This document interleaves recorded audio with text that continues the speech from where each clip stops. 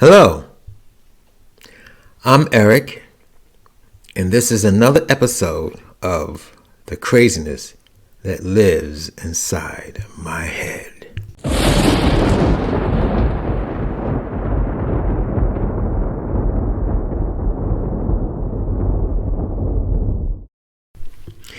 Now, the craziness I'm going to talk about today was very interesting.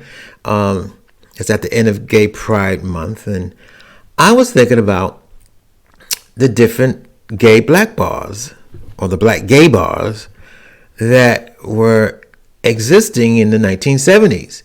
Now, I've been talking about the sex gay bars, but I don't know of any, or knew of any, black sex gay bars.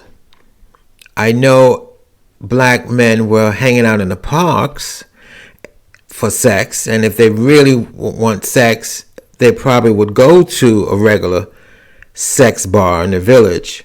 I don't know any sex bars in Brooklyn or Queens. At the time, in the 70s, I was living in Brooklyn. So I heard about it, and I did go to this black gay bar, called Backstreet. Now, Backstreet was on Bergen Street, and it was right across. It was Bergen and Nostrand, and it was right across from the Starlight Lounge. I went to the Starlight Lounge first. I remember going to Starlight Lounge first. I went there, and they said it was listed as a black gay bar. There was a lot of blacks in there, but you had women in there too. And I think it really didn't get very gayish until after a certain time.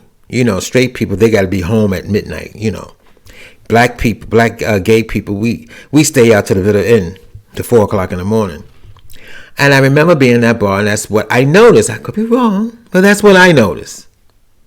I'm drinking anyway, so who knows what I noticed. But I was told, I think at that time, by somebody in that bar to go about the bar across the street called Backstreet. And that's where the gay black men were. So I went over there. And interesting enough, I met my first pickup at a black gay bar. He was sitting at the bar.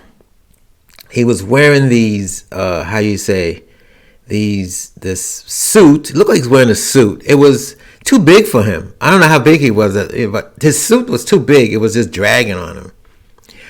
And he approached me, of course. I was young. He was older than me. Buy him a drink. Okay, so I bought him a drink, and then I bought him this drink and two drinks, 3 drinks, whatever. And then he said, we had a conversation, whatever. He was from Trinidad. I found out he was from Trinidad. His name was Royal. He was living in the high-rise. The high-rise he was living in used to be the Brooklyn Dodgers Stadium. Of course, when the Brooklyn Dodgers went to L.A., whatever, they tore the stadium down and it built this high-rise. I think it's Co-op in Brooklyn. So we hopped in a cab. Of course, I had to pay. We hopped in a cab and we went to his apartment. When I got up there, I found out it wasn't his apartment. He had a lover. He had a black lover. And his lover was on vacation.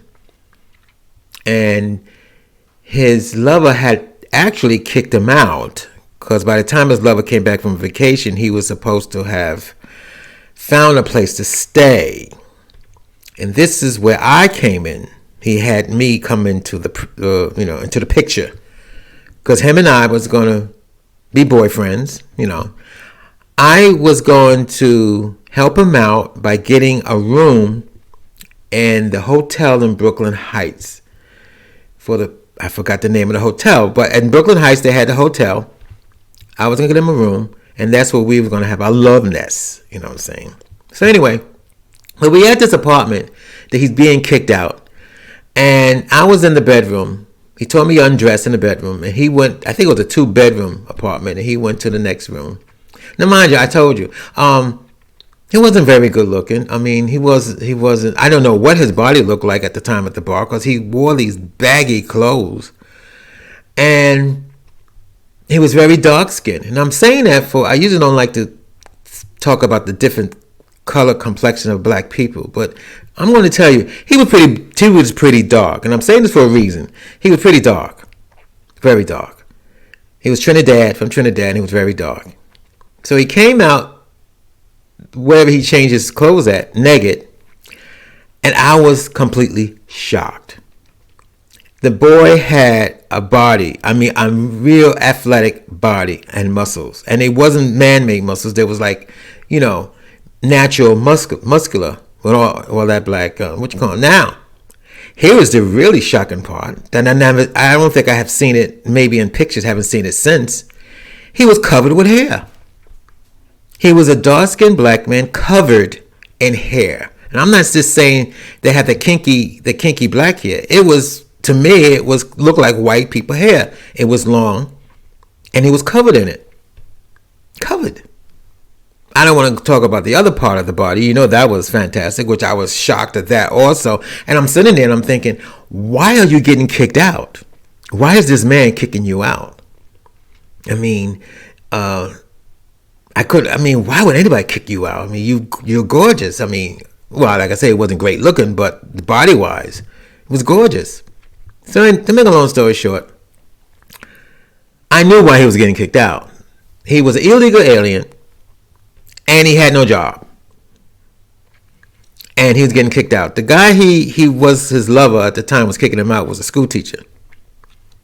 So I'm only telling that story because that was my very first pickup of a black man in a black gay bar.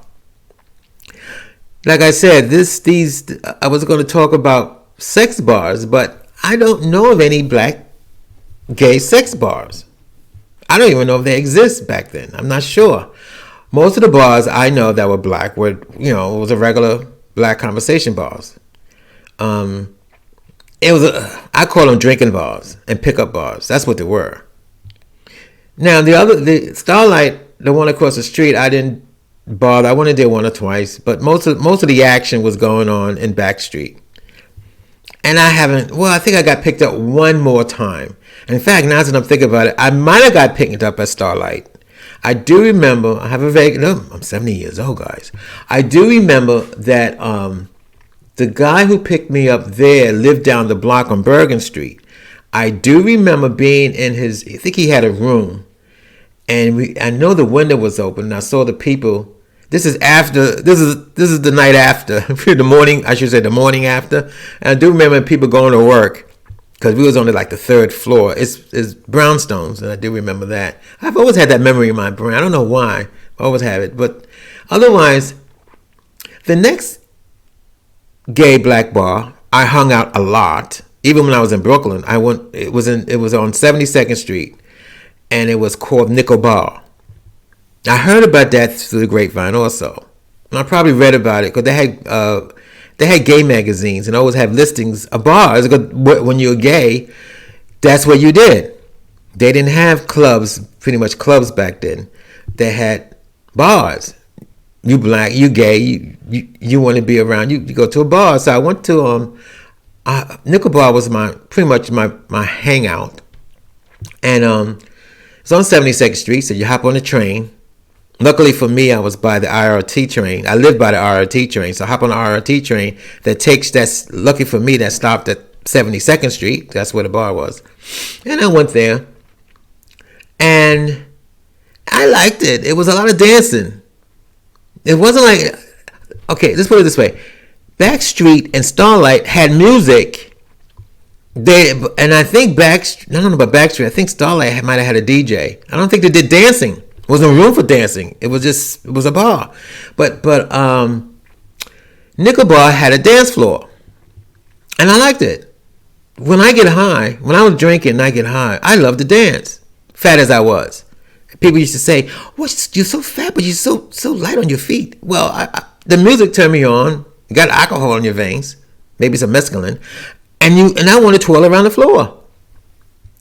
And the thing that really upsets me about Nickel Bar, I think I got picked up maybe 3 times. I wasn't getting picked up. Don't forget, I was close to 400 pounds. And in the gay world back then, Slim was in. Somebody said Slim is in, but fat's the way it's at. But not in the gay life. Most of the times you got, I mean, it was when 80s came, they started having specialties bars for big men, bear, and all like that. But back in the 70s, most of these bars was unisex, universal. I mean, so if you were fat or what they call, definitely I was obese. You didn't do very well in the sex department or getting picked up. But I'm going to tell you something. I did get picked up three times there, but it was Nickel Bar. At the time I was living in Brooklyn when I first started going there. It's a long story. I have a long story life. I left New York, came back to New York, and lived with my dad in Spanish Harlem, which Nickel Bar was closer, got to be closer then.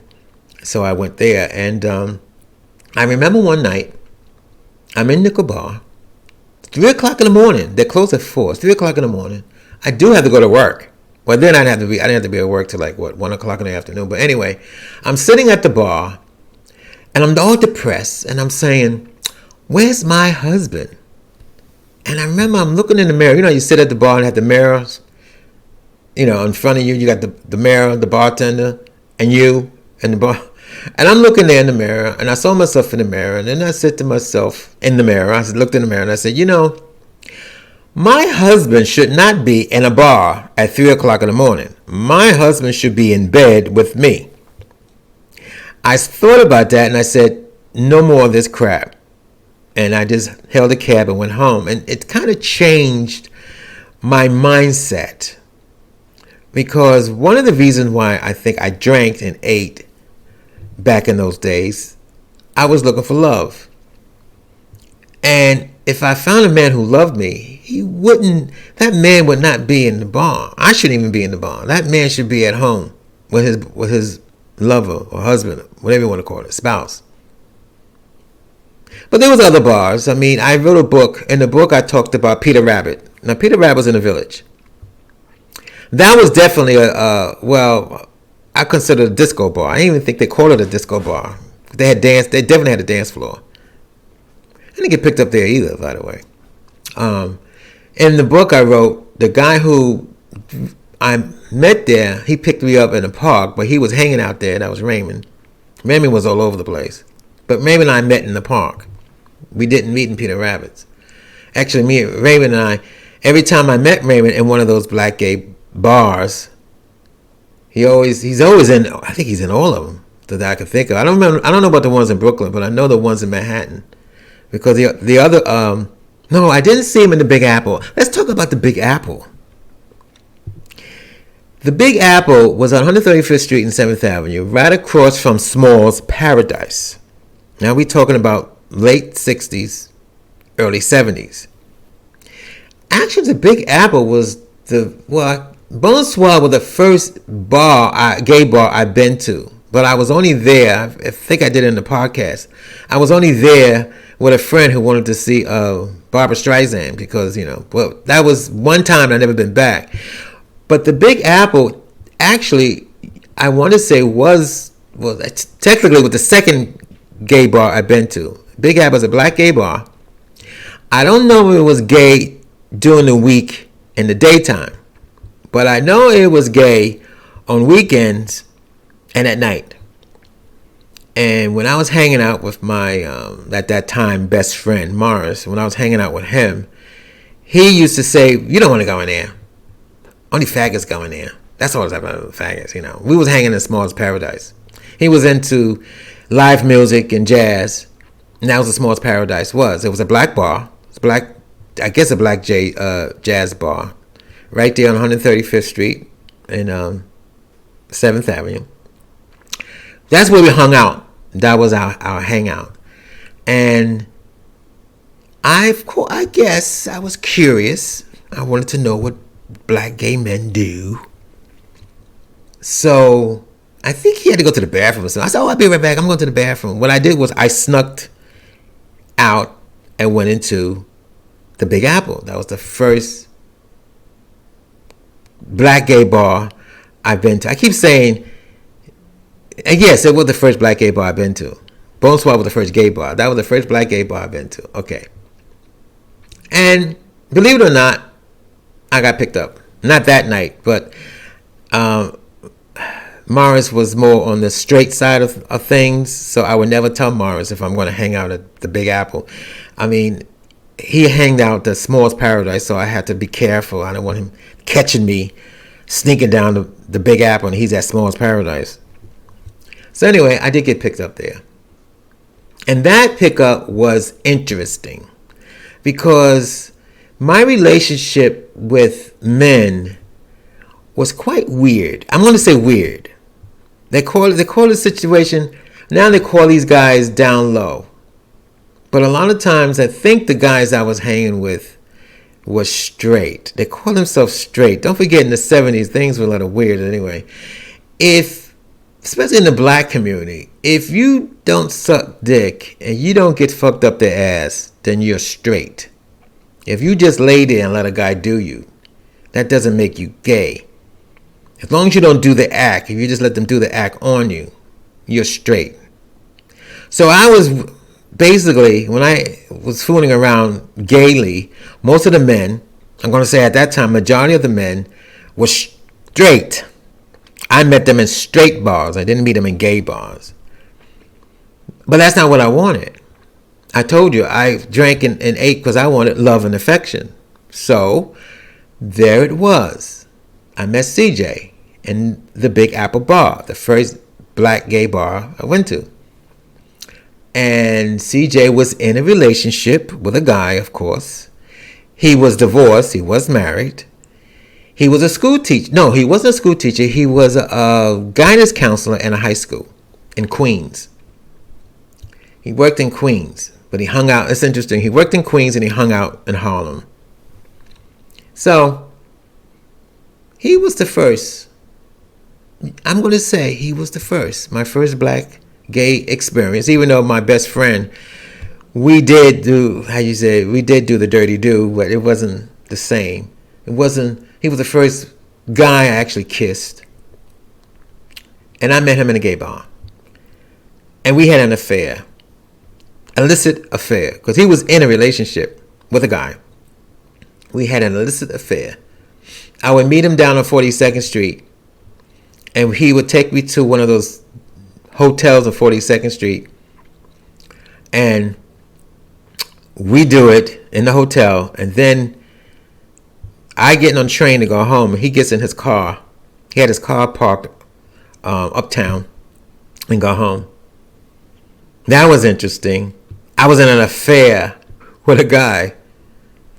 Never had an affair before. But CJ actually was the first guy I totally had sex with. I mean, kissing and hugging and everything. So it was a different experience. It was a different experience than having sex with these so-called straight men. Very different experience. But getting back to the bars, like I said, you had Andres. Andres was up there on 125th Street, with 125th Street and 8th Avenue. That was another bar I hung out a lot. Yes, well, Andres, I got picked up. Now, I'm going to be honest with you. I got picked up like 3 or 4 times. And every time I got picked up at Andres, it was a hustler. Hustle boys hung out at Andres. Andres had a lot of, I'm going to say it appropriately, trans men. Or trans women. Was hanging out in Andres. Some people get mad at me now if I say drag queens. But I'm just going to say, Andres had a lot of that. And you had a lot of hustle boys. A lot of hustle boys. The other bar, down on 42nd Street, it was on 44th Street. I think it was on 43rd Street. I think it was on 43rd and 8th Avenue, was Blues, which was another, in my opinion, trans women bar. And you had a lot of hustle there. I met one guy there from Cuba. This is this is how old I am. I don't know if people realize, I forgot who was president. When there were boats coming from Cuba sneaking over to the United States in Miami, and they said it was okay for them to come or something. They gave an amity or whatever you call that. Well, anyway, one of those Cuban men picked me up, and I was living back in Brooklyn, and he was a hustler. They all hustle. Don't ask me how he stole my money. I don't know. I don't know how he stole it. He stole the whole damn. I had my money in a strong box. I don't know how the hell he got out of the house. But anyway, when you deal with hustlers, they'll find a way. But then again, I was drinking a lot back then, and I found when I stopped drinking, a lot of that stopped happening because I would bring strange men home and fall asleep. So you know when you wake up, your money is gone, and they're gone, with the door open. The other bars, I was in the village, because Peter Rabbit was in the village, and he had another bar called Keller's. And I remember hanging in Keller's, but to me, Keller's had a different type of men, gay men. I hate to say this, maybe it's just me, maybe, but I thought Keller's had too many bourgeoisie black men. They were bourgeois. And you mentioned Peter Rabbit, it'll give you a look like, I don't go to Peter Rabbit. No. I work. I'm a supervisor. I'm this. Very bougie. That was my impression. I could be wrong, but that was my impression in Keller's. Oh, another bar. I'm going right back uptown, 96 West. 96 West is very interesting. That wasn't far from my sister's house. She lived in Harlem. It wasn't far from her house. So I always had a place I can slum in. If I can't get to the train and go home, I can go to her house because she lives up, not far from there. But 96 West, I did get picked up at 96 West, and I remember, I don't know what kind of pickup it was, because I think it was an orgy. I'm not sure, but I know it was like 6 of us in this apartment having sex, and the guy I was having sex with, I fell asleep. I was drunk. And I remember waking up by two guys and telling me I had to get out because I was snoring and destroying the party. I remember that. That was 96 West, up there on 96th Street, and that far from Broadway, 96 in Amsterdam, I think it was. Well, I'm looking at my list here of all these black gay bars. I didn't hang out. The most black gay bar I hung out was Nickel Bar. All the others, I once in a while I'll go in. Big Apple wasn't. You never knew when Big Apple. For me, you never knew when Big Apple was going to be a good bar to go to. I mean, like I said, in the daytime, because I did go there in the daytime during the week. It's more straight. Black guys didn't go there till at night, and then even on a weeknight, it wasn't all that. But Friday night, Saturday night, and Sunday night, Big Apple was definitely a lot of black gay men. So that was my experience. Again, I'm going to reiterate that I don't know or knew of any black gay sex bars. I will say this. I did have a friend when AIDS came out, HIV came out, and that's when all these bars were just disappearing. They were shutting a lot of them down because gay people was causing the infection. He started a black gay sex club. I never been to it. He had it in his house, and once a night or once a day, they'll have black, sex in his apartment, whatever. This is Eric, and thank you for listening to the craziness that lives inside my head.